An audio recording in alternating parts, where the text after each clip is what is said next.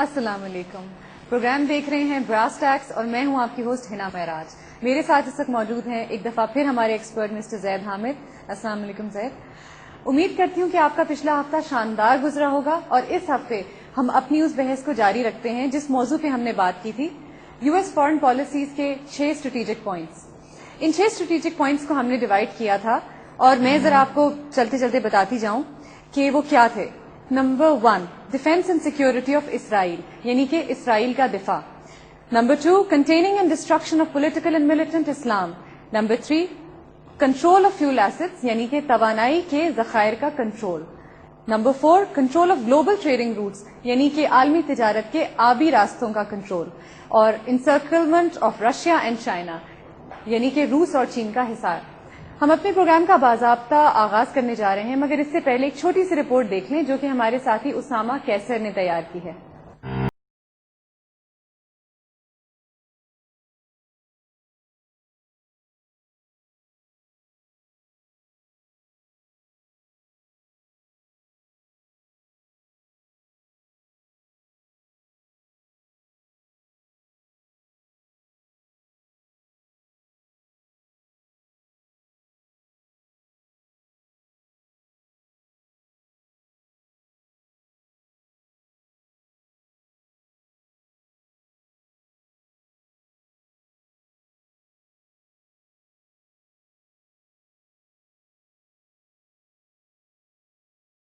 سے فلسطینیوں کا انخلا اور اسرائیلی باشندوں کی غیر قانونی اور طاقت کے زور پر آباد کاری فلسطینی مسئلے کی سب سے اہم وجہ ہے. غزہ اور مغربی کنارے کے علاقوں میں فلسطینیوں کی نہ تو کوئی باقاعدہ قانون ساز کونسل ہے اور نہ ہی انہیں حکومت میں نمائندگی حاصل ہے.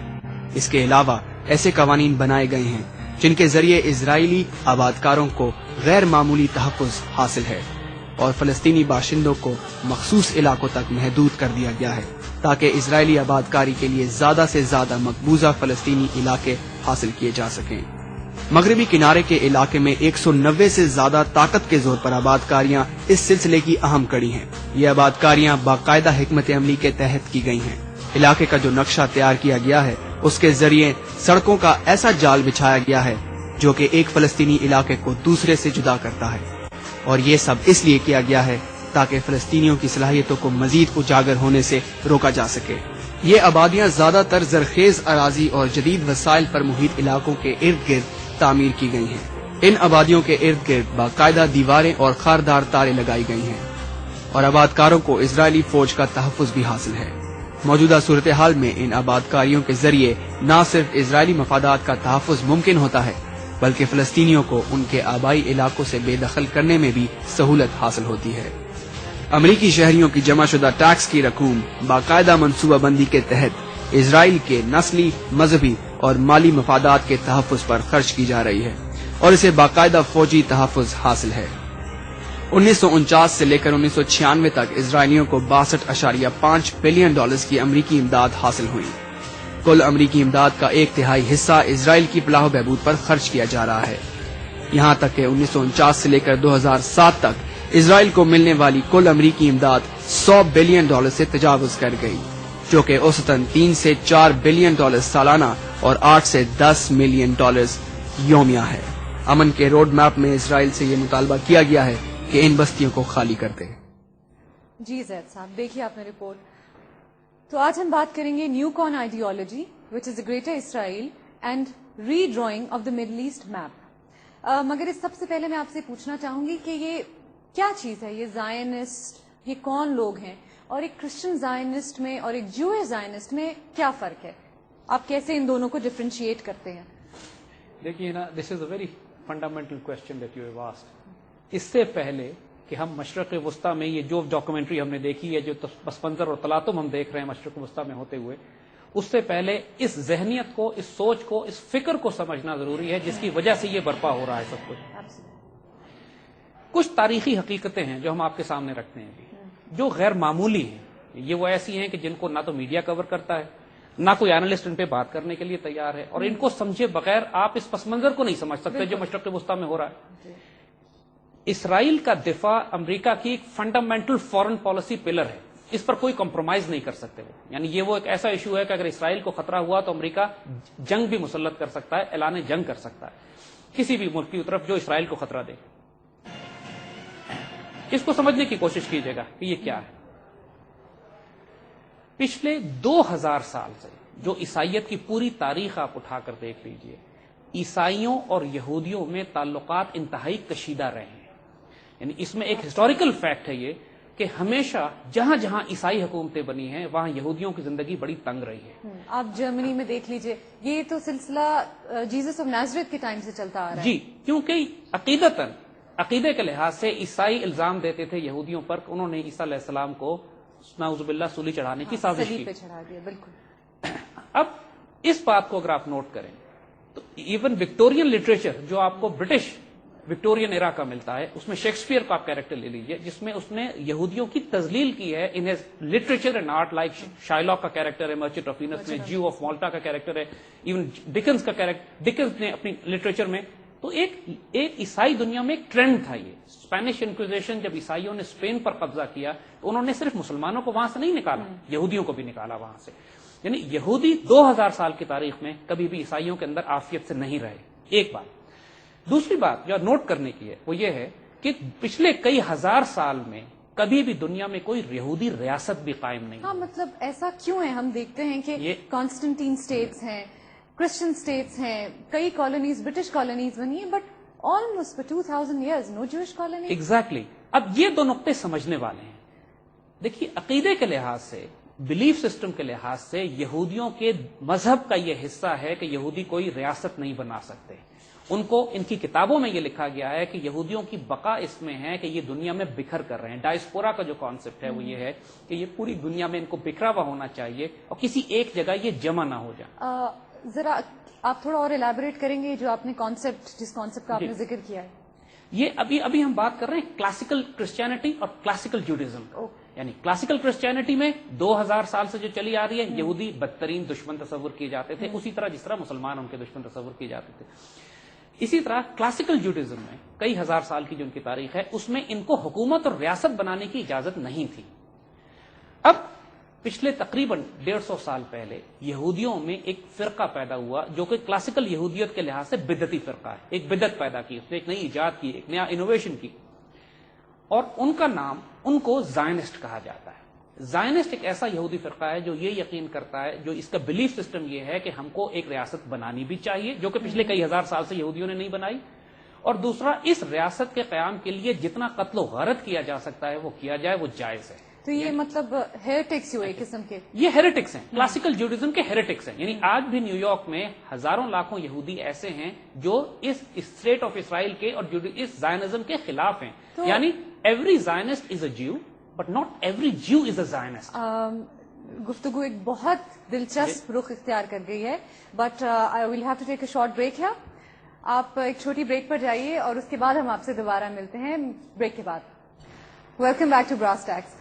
ہم جانے سے پہلے بات کر رہے تھے زائنزم کے بارے میں, جیوز کے بارے میں, اور ہم اسی سے آگے اپنا سلسلہ بڑھاتے ہیں جہاں ہم نے پچھلی بار منقطع کیا تھا. اب بہت انٹرسٹنگ بات کر رہے تھے. جی, اس میں اب یہ بات سمجھنے کی ہے, یہ تقریباً 1880-1890 کی دہائی میں یہودیوں میں یہ فرقہ پیدا ہوا. کچھ ان کے تھنکرز, فلاسفرز نکلے جنہوں نے یہ تصور دیا کہ اسرائیل کی ریاست ہونی چاہیے. انہوں نے اس ریاست کو قائم کرنے کے لیے سب سے پہلے تاج برطانیہ سے رابطہ کیا, کیونکہ اس وقت empire, British empire was the ruling power of the world. انہوں نے پہلے سلطان عبد الحمید عثمانی خلافت سے بات کی, ان سے کہا کہ ہمیں یہ فلسطین کا علاقہ دے دیجیے. سلطان نے انکار کر دیا, خلافت عثمانیہ نے انکار کیا. پھر یہ برٹش امپائر کے پاس آئے, اور برٹش امپائر میں ان کو بڑے حمایتی ملے, کیونکہ برٹش امپائر پہلے سے ہی پلان کر رہی تھی خلافت عثمانیہ کو تباہ کرنے کا, اور ان کو اس سے اچھا موقع کوئی نہیں مل سکتا تھا کہ اگر وہ تباہ کر کے اس جگہ پر ایک یہودیوں کی ریاست قائم کریں. 1917 میں پہلی جنگ عظیم میں جب خلافت عثمانیہ کو شکست ہوئی تو ایک مشہور ڈکلیریشن تھا بیلفور ڈکلیریشن کے نام سے, جس میں تاج برطانیہ نے یہ اعلان کیا کہ فلسطین کے علاقے میں ایک یہودی ریاست قائم کی جائے گی. یہ 1917 کی بات ہے, اور اس کے بعد سے یہ یہودی برطانیہ کے ساتھ مل کر اس ایجنڈے پر کام کرنے میں لگے. اچھا, میرے ذہن میں ایک سوال آیا ہے کہ یہ تو برٹن کی بات ہو گئی, ہم لوگوں نے برٹن کی بات کی, کس طرح سے انہوں نے ایک ڈکلیریشن پاس کیا. So when did this Zionism creep into the United States, North America, United States? یہ کب یہ مطلب اپنی جڑیں اس نے بنائی ہیں یہ ایک بڑی دلچسپ تاریخی ڈیولپمنٹ ہے.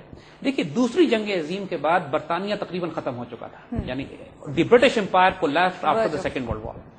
اور جو یہودیوں نے بھی یہ دیکھا کہ برٹش امپائر اب ان کو پروٹیکشن نہیں دے سکتی, اور انہوں نے اس کے لیے بہت پہلے سے, پہلی جنگ عظیم کے بعد سے ہی کام انہوں نے امریکہ میں بھی کرنا شروع کر دیا تھا, اور بہت بڑی تعداد میں یہودی امریکہ جا کے آباد ہوئے تھے اور امریکن سسٹم پر اپنا قبضہ کرنے کی کوشش کر رہے تھے.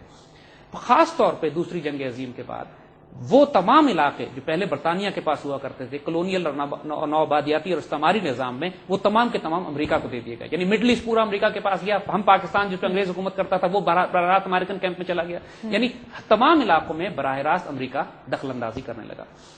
اور یہودی بہت عرصے سے انہوں نے کام کیا کہ عیسائیوں میں ایک ایسا فرقہ پیدا کیا جائے جو زائنزم کو سپورٹ کرے. یہ کام یہودیوں کے لیے بھی آسان نہیں تھا, لیکن انہوں نے کیا. تو پھر یہ نیو کون زائنسٹ؟ ایگزیکٹلی. اب ہم اس پہ آتے ہیں. اس وقت جو امریکہ میں گروہ حکومت کر رہا ہے اس کا نام ہے نیو کون کنزرویٹو ایونجلیکل کرسچن زائنسٹ, یعنی ان کے یہ پورا ولدیت کے ساتھ ان کا پورا نام یہ, اور شارٹ میں ان کو نیو کونس کہتے ہیں یا کرسچن زائنسٹ کہتے ہیں. ہم آپ کو ویلکم کرتے ہیں, آپ جائیے گوگل پہ اور ٹائپ کیجئے کرسچن زائنسٹ اور دیکھیے کیا نکلتا ہے. کرسچن زائنسٹ بنیادی طور پر بدعتی ہیں عیسائیت کے, یعنی ایک ایسا فرقہ ہے جو 2000 سال پرانی عیسائی تاریخ میں کبھی پیدا نہیں ہوا. تو پھر basically they are the deviant. They are the deviant. اب ان کا بلیف کیا ہے, یہ سب سے اہم بات ہے سمجھنے کی. زائنسٹ, کرسچن زائنسٹ کا بلیف یہ ہے جو 2000 سال میں کبھی کسی عیسائی فرقے کا نہیں رہا, وہ یہ کہ جب تک کہ گریٹر اسرائیل مڈل ایسٹ میں قائم نہیں کیا جائے گا اس وقت تک عیسیٰ علیہ السلام کا ظہور نہیں ہوگا, اور اس وقت تک عیسیٰ علیہ السلام آ کر عیسائیوں کو غالب نہیں کریں گے. اور ان کا یقین یہ ہے کہ اگلے 200 سال کے اندر قیامت برپا ہونے والی ہے, اور جو کچھ ہو رہا ہے وہ اس کے اندر ہوگا. تو یہ ایک پیورلی ریلیجس مذہبی جنونی ہے, ریلیجس فنیٹکس جنہیں کہا, وہ جو ہمیں کہا جاتا ہے کہ مسلمز جو اور ہیں, بش اس کا سربراہ ہے. اس کے جو تھنکرز اور فلاسفرز ہیں پال وولفویٹس, ڈونلڈ رمسفیلڈ, رچرڈ پرلے, اور اس قسم کی پوری کمیونٹی ہے کہ جو اے پیک کے ممبرز یعنی اسرائیل امریکن کونسل ایک ہے جو اے پیک, جو کہ بنیادی طور پہ ظاہر میں یہ عیسائی ہیں, حقیقت میں یہ یہودیوں سے بڑھ کر یہودی ہیں. اور ان کا بلیف سسٹم یہ ہے کہ اس پورے علاقے میں جب تک کہ گریٹر مڈل ایسٹ میں اسرائیل قائم نہیں کیا جائے گا, ایک گریٹر اسرائیل, اور گریٹر اسرائیل کی بنیاد بھی ان کو یہودیوں نے دی ہے. یہودیوں نے کوئی پرانی اپنی کتابوں سے کوئی نقشے نکالے ہیں کہ جو موسیٰ علیہ السلام کے زمانے سے مصر سے لے کر عراق تک اور شام سے لے کر مدینہ تک ایک ریاست یہ قائم کرنا چاہتے ہیں, جس کے نقشے آپ اسکرین پہ دیکھیں گے ابھی تھوڑی دیر میں. تو گریٹر اسرائیل کا ٹیک اوور کیا گیا ہے ایک چھوٹے سے پیچ کو بڑھتے بڑھتے بڑھتے. اگر آپ اسرائیل کا وہ نقشہ, وہ بھی آپ اسکرین پہ دیکھیں گے تھوڑی دیر میں, جو 1946 میں اسرائیل بنا تھا, یعنی فلسطین کی ریاست, فلسطین کے اس علاقے میں جو سفید اس نقشے میں آپ دیکھ رہے ہیں اسکرین پہ آپ کو نظر آئے گا, وہ اسرائیل تھا. جو سبز تھا وہ سارے فلسطینی مسلمان علاقے تھے. اور آہستہ آہستہ آج اگر وہ نقشہ آپ دیکھیں تو سفید کتنا بڑھ گیا ہے اور سبز کتنا چھوٹا رہ گیا, وہ جیسے اسامہ کی ڈاکومنٹری میں آپ نے دیکھا تھا. ایک دلچسپ بات آپ کو یاد نوٹ کرائیں کہ دنیا کی ہر ریاست کی سرحدیں, اسرائیل دنیا کا واحد ملک ہے جس کی باؤنڈریز ڈیفائن نہیں ہے, کیونکہ وہ روز بڑھتی رہتی ہے, وہ روز بڑھتی گھٹتی چھوٹی ہوتی رہتی ہے اور بڑھتی رہتی ہے. اور اب ان کے پاس وقت نہیں ہے. اب وہ یہ چاہتے ہیں کہ اب چونکہ پچھلے 100 سال سے وہ کوشش کر رہے ہیں, 46 سے لے کے آج تک انہوں نے صرف فلسطین کا علاقے پر بھی پورا قبضہ نہیں کیا. ناؤ دیر ان ہری. اب ان کی خواہش یہ ہے, اب چونکہ ان کے حمایتی جو کرسچن زائنسٹ ہیں وہ امریکہ کی طاقت پوری اختیار ان کے پاس ہے, اور یہودی اسرائیل کرسچن زائنسٹ کو استعمال کیا جا رہا ہے پورے مڈل ایسٹ میں تلاطم اور فساد برپا کرنے کے لیے, تاکہ اسرائیل کی سرحدوں کو بڑی تیزی سے پھیلا کر عراق تک اور نیچے مدینہ تک اور مصر تک اس طرف اور اوپر شام تک لے جایا جائے. یہ بنیادی طور پر یہ عقیدہ ہے جو کرسچن زائنسٹ نیو کون کنزرویٹو, جو اس وقت بش اور اس کی کلٹ جو ہے جو اس وقت حکومت کر رہا ہے, اس بلیف سسٹم کے تحت کر رہا ہے. اس کو سمجھے بغیر آپ مزید جو کچھ دنیا میں ہو رہا ہے اس کو نہیں سمجھ سکتے. آئیے اب ہم آتے ہیں اس کے اگلے سٹیپ پہ. جب آپ گریٹر اسرائیل کی بات کرتے ہیں تو گریٹر اسرائیل تو کم از کم 7 مسلمان ملکوں کے اوپر بنا ہوا ہے. یعنی اس میں عراق ہے, اس میں سیریا ہے, اس میں لیبنان ہے, اس میں جارڈن ہے, اس میں ایجپٹ ہے, اس میں سعودی عربیہ ہے.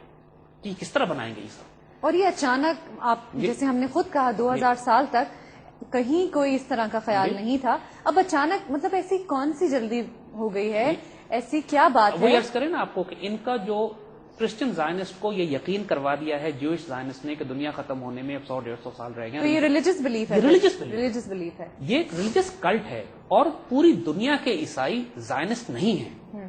یعنی this is a very important point to understand. Not Zionist but the Zionists Christian Zionist اور of course Christians I mean, لیکن آن دا سرفیس کیونکہ ان کے اپنے عقائد بھی جو ہیں، جو اصل ان کا عقیدہ بلیف سسٹم ہے، یہ 2000 سال کی عیسائیت سے متصادم ہے، یعنی یہ بدعتی ہیں، ہیریٹکس ہیں. اچھا اب آئیے، اب ان کے اس ایجنڈے کی وجہ سے کہ جب اسرائیل کو انہوں نے پھیلانا ہے تو قدرتی بات ہے اس کے لیے تمام مسلمان ملکوں کو توڑنا یا ان پر قبضہ کرنا یا ان کو چھوٹا کرنا ضروری ہے تاکہ اسرائیل ایک ایٹمی طاقت کے طور پر ان کو بعد میں ان پر قبضہ کر سکے. اب ہم ان سارے ایلیمنٹس پر آتے ہیں، ان سارے ایلیمنٹس پر کہ جو عراق پر حملہ کرنے کے بعد اس کھیل کو اچیو کرنے کے لیے انہوں نے شروع کیے. ہم عراق کو ایز اے کیس اسٹڈی لیں گے، پھر آئیں گے آہستہ آہستہ کہ یہ تمام گیم پلان جو مڈل ایسٹ میں ہو رہا ہے اس کے براہ راست پاکستان پر اس کے اثرات کیا پڑتے ہیں. اب عراق پہ جب انہوں نے حملہ کیا، آپ جو اب ہم آپ کو نقشہ دکھائیں گے اسکرین کے اوپر کہ جو گریٹر مڈل ایسٹ کا یہ نقشہ نیا ڈرا کرنا چاہ رہے ہیں، اس نقشے میں اگر آپ دیکھیے تو عراق کو 3 حصوں میں تقسیم کیا گیا ہے، سعودی عرب کی ریاست کو کئی حصوں میں تقسیم کیا گیا ہے، مکہ اور مدینہ کو ویٹیکن کی طرح ایک چھوٹی سی ریاست بنائی گئی ہے، ترکی، ایران اور شمالی عراق سے ملا کر کردستان کا بڑا علاقہ بنایا گیا ہے، پاکستان کے جنوب میں بلوچستان کی آزاد ریاست اور افغانستان کو بڑھا کر پاک دریائے سندھ کی سرحد تک لے کر آئے جو پشتونستان کی ریاست کو افغانستان میں شامل کر دیا گیا. مطلب ڈویژن. ہم یہی گفتگو کو فی الحال ویل کٹ اٹ شارٹ. وقت ہوا ایک چھوٹی سی کمرشل بریک کا. کمرشل بریک کے بعد ملتے ہیں. Welcome back to brass tacks. Zaid صاحب آپ فوراً بات جاری رکھیں کیونکہ بہت انٹرسٹنگ موڈ پہ ہم آ گئے تھے اور میں بہت کنسنٹریشن کے ساتھ یہ بات آپ سے سن رہی ہوں. دیکھیے عراق کو ہم کیس اسٹڈی کے طور پہ لیتے ہیں اس وقت. اسرائیل کے دفاع کی فنڈامنٹل پیرامیٹرز جو اس پورے مڈل ایسٹ میں امریکہ کے ہیں یا زائنسٹ کے ہیں یا اسرائیل کے ہیں، ان میں ایک یہ ہے کہ آس پاس کوئی مسلمان نیوکلیر پاور نہیں رہ سکتی. یہ وجہ ہے کہ 1981 میں اسرائیل نے حملہ کر کے عراق کے ایٹمی پروگرام کو تباہ کیا تھا، اس کے بعد لیبیا کے ایٹمی پروگرام کو کمپرومائز کروایا، سیریا کے ایٹمی پروگرام کو، اور اب ایران کے پیچھے پڑے ہوئے ہیں اور براہ راست یہ پاکستان کی طرف بھی آ رہے ہیں. دوسرا جو فنڈامنٹل ایسپیکٹ ہے وہ یہ کہ بڑے بڑے مسلمان ملکوں کو چھوٹے ملکوں میں توڑا جائے، یعنی balkanization of the Muslim world. Afghanistan Iraq میں ان لوگوں نے 3 بلکہ 4 بڑے حصوں میں عراق کو توڑنے کا پروگرام بنایا. پہلا حصہ جو شمال کی طرف ہے کردستان کا ریجن، جس میں سے ایران اور ترکی دونوں سے یہ حصہ نکالیں گے اور ایک کردستان کی ریاست بنائیں گے. بغداد کو یہ انڈیپینڈنٹ ریاست کے طور پہ، سٹی اسٹیٹ کے طور پہ الگ رکھنا چاہتے ہیں، اس کو یہ کسی کو نہیں دینا چاہتے. اور جو وہ علاقے جن میں نہ تیل ہے اور نہ سمندر لگتا ہے وہ سنیوں کو دیں گے، اور جنوب کے سارے علاقے جہاں تیل ہے اور جو سمندر بھی لگتا ہے وہ شیعہ اکثریتی علاقے ہیں، اس کی ایک عرب شیعہ ریاست بنائیں گے. دیکھیے بنیادی طور پر آپ کس پوائنٹ کو میں چاہتی ہوں کہ آپ تھوڑی اور وضاحت کریں کیونکہ مجھے ابھی اتنی کلیئرٹی نہیں آئی اس میں.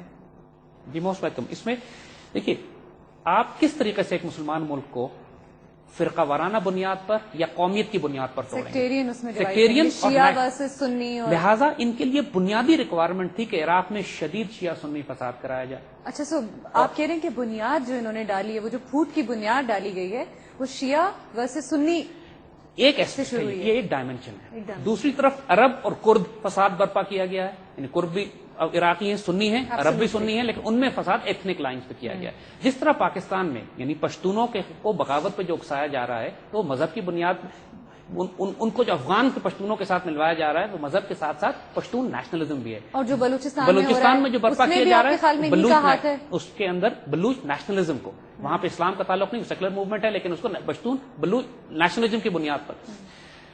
عراق میں کچھ باتیں سمجھنے کی بہت زیادہ ضرورت ہے. میں اس کو اب آپ کو واضح کرتا ہوں کہ دیکھیے امریکن بنیادی طور پر مسلمان اسپیشلسٹ قوم نہیں ہے، یعنی اس بات کو میں سمجھاتا ہوں. یعنی جب یہ مسلمانوں سے ڈیل کرتے ہیں، عربوں سے ڈیل کرتے ہیں یا پاکستان کے مسلمانوں سے ڈیل کرتے ہیں تو امریکیوں کی نالج بہت کم ہے اس معاملے میں. نہ ان کو عربی آتی ہے نہ ان کو اردو آتی ہے. ان کے پاس لوگ ہی اتنے نہیں ہیں کہ جو ہماری تہذیب، ہماری زبان، ہمارے معاشرے، ہماری سوسائٹی، ہماری سویلائزیشن تہذیب کو سمجھ کر، اسی لیے یہ شدید غلطیاں کرتے ہیں جب اس علاقوں میں آتے ہیں. اسی لیے جب عربوں سے ڈیل کرنی پڑتی ہے تو لا محالہ امریکہ کو اسرائیل کی طرف رجوع کرنا پڑتا ہے جو عرب اسپیشلسٹ سمجھے جاتے ہیں، مڈل ایسٹ اسپیشلسٹ سمجھے جاتے ہیں. اسی طرح جب مسلمان پاکستان اور انڈو پاکستان کے مسلمانوں سے معاملہ کرنا پڑتا ہے تو امریکہ کو براہ راست انڈیا کی طرف رجوع کرنا پڑتا ہے جو پاکستان اسپیشلسٹ سمجھے جاتے ہیں. اس بات میں مجھے یاد آیا زید صاحب کہ ہمیں ایک بہت انٹرسٹنگ ای میل آئی تھی ہمارے ایک ساتھی کی طرف سے. انہوں نے یہ سوال پٹ فارورڈ دس کوسچن کہ انڈیا کا رول کیا ہے اس سب میں؟ کیا انڈیا کا کوئی عمل دخل ہے یا انڈیا ایک سائلنٹ اسپیکٹیٹر ہے؟ انڈیا کا براہ راست تعلق ہے، لیکن انڈیا کی foreign policy Hunter colour foreign policy نہیں ہے، وہ اسکیونجر فورن پالیسی ہے. یعنی وہ خود شکار نہیں کرنا چاہتے، دوسرے کے مردار پر کھانا چاہتے ہیں. بنیاد اس پہ ہم آئیں گے انشاءاللہ، کیونکہ براہ راست بات میں نے عرض کی نا آپ سے کہ جب پاکستان کی بات آتی ہے تو براہ راست امریکہ کو انڈیا سے تعاون اس لیے کرنا پڑتا ہے کہ امریکن ہمیں اس طرح نہیں جانتے جس طرح انڈینز جانتے ہیں. اور جب عربوں کی بات آتی ہے عراق کو یا عربوں کو یا مڈل ایسٹ کو ہینڈل کرنے کی، تو براہ راست اسرائیل سے یہ مدد لیتے ہیں. اور انڈیا اور اسرائیل پھر یہاں پر امریکہ کی اس مجبوری کا فائدہ اٹھا کر امریکن پالیسی کو اپنے مفاد میں ٹوسٹ کر دیتے ہیں، اس کی ڈائریکشن تبدیل کر دیتے ہیں. کیا یہ پاسبل ہے کہ یہ سب ہماری اپنی سوچ ہو؟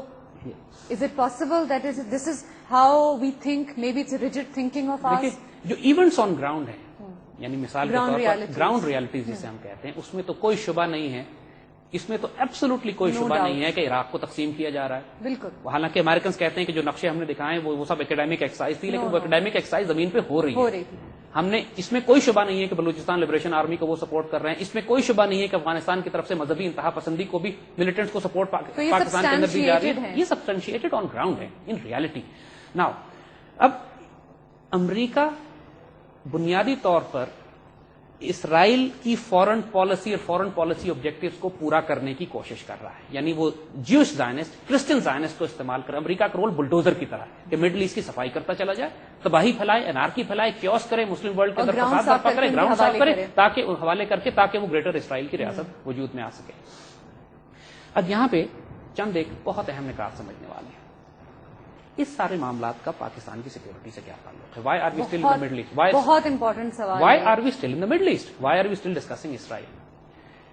چند ڈیوڈ بن گوریان جو کہ اسرائیل کے فاؤنڈنگ فادرز میں سے 1948 میں، پاکستان 47 میں بنا تھا، اسرائیل 46 میں بنا تھا، اور یہ ہم دونوں نظریاتی ریاستیں تھیں. ہم نظریاتی اسلامی ریاست، وہ آئیڈیولوجیکل جیوش ریاست. ڈیوڈ بن گوریان نے 48 میں اپنی قوم کو ایک پیغام دیا تھا کہ میں رہوں یا نہ رہوں، by any means possible Pakistan کی ریاست کو زندہ نہیں رہنے دینا، کیونکہ ہمیں اگر کوئی تھریٹ ہوگا تو پاکستان سے ہوگا. نظریاتی طور پر Israelis are very clear about دس.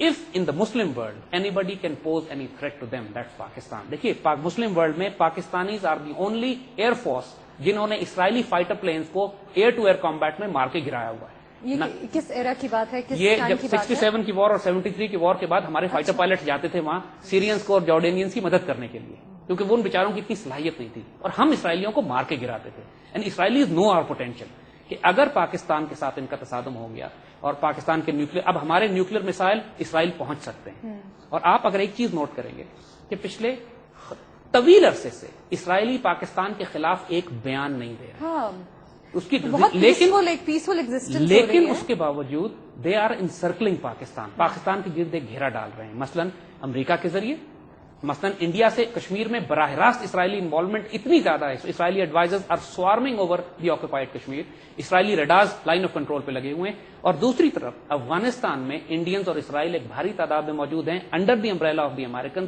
جو ایڈوائز کر رہے ہیں ان کو، کیونکہ وہاں القاعدہ بھی موجود ہے. القاعدہ کو کس طرح ہینڈل کرنا ہے اس کے لیے اسرائیلی ایڈوائزرز وہاں موجود ہیں. القاعدہ کا کیا رول ہے اس کے اندر، اس کو ہم بعد میں ڈسکس کریں گے کہ کیا وہ مسلمانوں کے آبجیکٹو سرو کر رہی ہے یا سی آئی اے اور موساد کے آبجیکٹو سرو کر رہی ہے. اس پر بات کرنے کی ضرورت ہے، and we are going to discuss this. I think ہم یہاں رک جاتے ہیں تھوڑی دیر کے لیے، بریک کے بعد دوبارہ ملتے ہیں. Welcome back to brass tacks. جی زید صاحب آپ کچھ کہہ رہے تھے. ہم اس بات پہ تھے کہ پاکستان کو اسرائیل سے کیا خطرات ہیں یا اسرائیل کو پاکستان سے کیا خطرات ہیں. دیکھیے اس وقت اسرائیل کی سب سے بڑی کمزوری یہ ہے کہ پاکستان سے ان کا کوئی براہ راست تعلق نہیں ہے، ان کی کوئی ایمبیسی اسلام آباد میں موجود نہیں ہے. So they have to come to us through second hand sources. کیونکہ ہم تو ان کو ایکسپٹ ہی نہیں کرتے نا. کبھی وہ انڈین ایمبیسی سے کہتے ہیں کہ ہمیں انفارمیشن دو، کبھی امریکن ایمبیسی سے کہتے ہیں، کبھی UN کے روپ میں آتے ہیں، کبھی وہ جس طرح پاکستان کی طرف، جس طرح پاکستانیوں نے اپنے شہریوں کو 2 پاسپورٹ سے اجازت دی ہوئی ہے، اس طرح اسرائیل نے بھی اپنے شہریوں کو 2 پاسپورٹ، کبھی وہ دوسرے پاسپورٹس پہ آتے ہیں یہاں پاکستان کے اندر، براہ راست انہیں ایکسس نہیں مل رہی ہے. دوسری طرف ان کو پاکستان کے بارے میں، پاکستان کے ایٹمی اثاثوں کے بارے میں کچھ علم بھی نہیں ہے، جس کے لیے ان کے پاس، اور جب تک وہ شدید ڈیسپریٹ ہیں کیونکہ اتنا وسائل نہیں ہے، سیکنڈ ہینڈ سورسز سے لینا چاہ رہے ہیں. اور انڈیا اس معاملے میں ان کے گریٹر ایسٹ کے طور پہ کام کرتا ہے. تیسری بات کہ پاکستان کے ایٹمی اثاثوں کے بارے میں دنیا کو یہ باور کرانا کہ یہ خطرناک اور یہ خطرناک ہاتھوں میں جانے والے ہیں، یہ مذہبی انتہا پسند یہ دہشت گرد ان پہ قبضہ کر لیں گے، اس کے لیے لازم ہے کہ پاکستان میں ایسی دہشت گردی کروائی جائے جو ان کے اس کاز کو جسٹیفائی کرا سکے. تو آپ کے خیال میں پاکستان کے ریلیجس ٹیررسٹ گروپس میں particularly in those operating in Waziristan, Swat میں، یا ایون لال مسجد آپریشن اسلام آباد میں موساد اور را کے ایسٹس تھے جی، اور جو ان کی لیڈرشپ ہوتی ہے وہی بکتی ہے. جو نیچے والے لوگ ہیں ان کو پتہ بھی نہیں ہوتا کہ ان کی لیڈرشپ کیسے استعمال ہو رہی. میں صرف اس کی چند مثالیں آپ کو بعد میں دوں گا. اگلا پروگرام جو ہم کریں گے وہ ہم اسی سبجیکٹ پہ کریں گے. فی الحال we are discussing the Indian Israeli connection on this. So Israelis are, آپ کو صرف ایک مثال میں اور دیتا ہوں.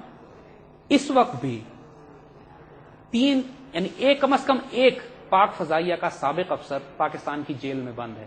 یہ وہ افسر ہے جو زندگی کی سزا کاٹ رہا ہے اس لیے کہ اس نے اسرائیلی طیاروں کو پاکستان کے ایٹمی پروگرام پر حملہ کرنے کے لیے دعوت دی تھی، اور ہمارے ریڈار زونز بتا دیے تھے کہ کس طرف سے بچ کے تم آ سکتے ہو کہ پاکستانی ریڈار تم کو ڈیٹیکٹ نہیں کر سکیں گے. یہ 2-3 دفعہ ہو چکا ہے کہ اسرائیل نے پلان کیا تھا پاکستان کے ایٹمی پروگرام پہ حملہ کرنے کا، ڈائریکٹ براہ راست. کہیں کہیں براہ راست بھی آنا چاہتے تھے، انڈیا کے تھرو بھی آنا چاہتے تھے. اور یہ 80s کی بات ہے جب انہوں نے عراق کا نیوکلیر پروگرام تباہ کیا. اسی دہائی میں انہوں نے پاکستان کا نیوکلیر پروگرام تباہ کرنے کے لیے براہ راست حملے کرنے کی کوشش کی ہے. There planes had been airborne. Very serious planning. اور پاک فضائیہ کو کئی دفعہ اٹھنا پڑا ہوا میں ان کو روکنے کے لیے جب یہ تھریٹ اتنا ریئل ہو گیا تھا. اور یہ ریالٹیز آن گراؤنڈ ہے جیسے ہم بات کر رہے ہیں. ایک طرف اسرائیل کہتا ہے کہ ہمیں پاکستان سے کوئی خطرہ نہیں، ہم دوستی کا ہاتھ بڑھانا چاہتے ہیں. دوسری طرف ہمارے ایٹمی پروگرام تباہ کرنے کے لیے اپنے طیارے بھی ہوا میں بھیج کر مسلسل انڈیا کے ساتھ پلاننگ کر رہا ہے. ڈوئل فیس پالیسی ہے ان کی. سمپل ہم آپ کو انالیسس دیتے ہیں کہ اسرائیل پاکستان کے لیے بچھو کی طرح ہے. ہاتھ لگایا تو ڈس لے گا. اس کو دور رکھنا بہتر ہے، اور صرف دور رکھنا ہی دھمکانا بھی. یعنی جب وہ ہمارے نیبرہڈ میں پاکستان کو تھریٹن کر رہا ہے تو ہو سکتا ہے کہ پاکستان کو اسرائیل کو تھریٹن کرنے کے لیے ہم ان کے نیبرہڈ میں جا کے آپریٹ کریں. ہم بھی سیریا کو اور لیبنان کو اور ایجپٹ کو اور جارڈن کو ہم ہیلپ کریں. ہم ماضی میں کرتے رہے. اگر ہم یہ سب جانتے ہوئے کیا اپنا دفاع کر رہے ہیں، اپنے ڈیفینس میں کچھ کر رہے ہیں ان کی گریٹر پلاننگ کے جواب میں؟ دیکھیے سب سے آسان طریقہ تو اس کا یہ ہے کہ اسرائیل کو دور رکھا جائے، جو ابھی تک ہم نے دور رکھا ہوا. ہمارے یہاں ایک انڈرسٹینڈنگ ہے. اسرائیل کو ابھی ہم نے ریکگنائز نہیں کیا. گو کہ بہت بڑی بڑی لابیز کام کرتی رہی ہیں امریکہ میں بھی. بڑی انہوں نے گروپس بنائے ہیں کہ کسی طرح پاکستان کے ساتھ دوستی کا ہاتھ ہو جائے. شاید آپ کو یاد ہوگا پچھلے پروگرام میں میں نے بھی آپ سے یہی سوال کیا تھا، کیونکہ بہت سے لوگوں نے مجھ سے پوچھا کہ آپ ضرور پوچھے گا زید صاحب سے کہ کیوں ہم نہیں ریکگنائز. اب آپ کے سوال کا جواب آپ کو بالکل مل گیا. Reality is simple. Arab world in کے لیے اب خطرہ نہیں ہے. عرب ورلڈ کو صرف توڑنا ایک پروسیس ہے جو آہستہ آہستہ آہستہ یہ اس پروسیس کو پورا کر رہے ہیں. جو ملک ایران بھی ان کے لیے خطرہ نہیں ہے، اس لیے کہ ایران کے پاس ابھی ایٹمی ہتھیار نہیں ہے. پاکستان کے پاس ہیں، اور نہ صرف ہیں بلکہ ہمارے پاس میزائل بھی ہیں جو ان کے ہتھیار ان کے پاس میزائل ان کے پاس پہنچا سکتا ہے. سو پاکستان کے معاملے میں تو ان کی کوئی دو رائے نہیں ہے. اور آپ پچھلے چند ماہ میں جو ایک کیمپین دیکھ رہے ہیں کہ پاکستان کے ویپنز آف ماس ڈسٹرکشن یا پاکستان کے نیوکلیر پروگرام کے بارے میں واویلا کیا جا رہا ہے کہ یہ دہشت گردوں کے ہاتھ میں گرنے والے ہیں، اور پاکستان کے اندر اس کے سائملٹینسلی دہشت گردی کی ایک کیمپین بلڈ کی گئی ہے یہ جسٹیفائی کرانے کے لیے کہ واقعی یہ ہونے والا ہے.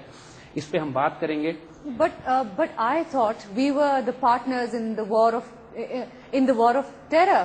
آپ کا بہت اچھا سوال ہے. ایک بات میں آپ کو پریزیڈنٹ ایوب خان کی ایک بڑی خوبصورت اسٹیٹمنٹ، یعنی اور یہ اس بات کو رچرڈ نکسن نے اپنی کتاب میں لکھا